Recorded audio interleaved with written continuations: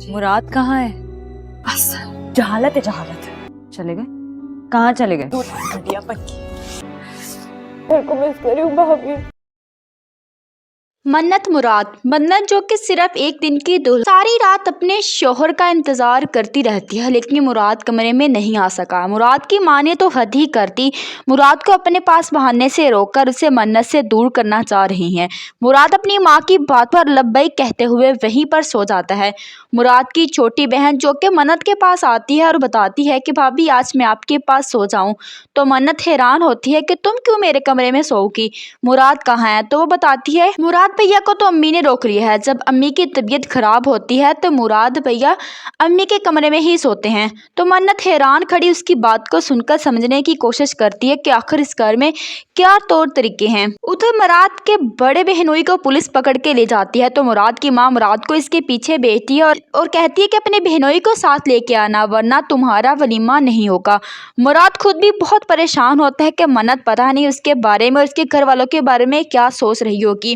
वो अपनी माँ से कहता है कि मुझे एक बार मन्नत से बात तो कर लेने दे, लेकिन उसकी माँ उसे इजाज़त नहीं देती और बेचारा गमज़दा होके चला जाता है। वो खुद कमश में होता है।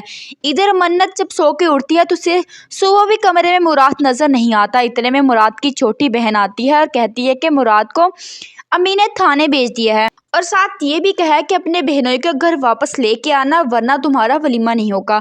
जन्नत जो कि अजीब सी सिचुएशन में फंस चुकी है, वो मुराद के घर वालों के तौर तरीके देखकर रोने लग जाती है। मुराद की इस घर में कोई अहमियत नहीं। मुराद ने इतना भी नहीं सोचा कि मैं सारी रात दुल्हन बनकर उसका इंतजार करती रही, एक सॉरी ही कर लिखता, अब मैं इस घर में नहीं रहूंगी। अजीब जाहल लोग हैं सब के सब। इतनी देर में मन्नत का बड़ा भैया भी आ जाता है। वो एक दिन में ही मन्नत के लिए उदास हो जाता है।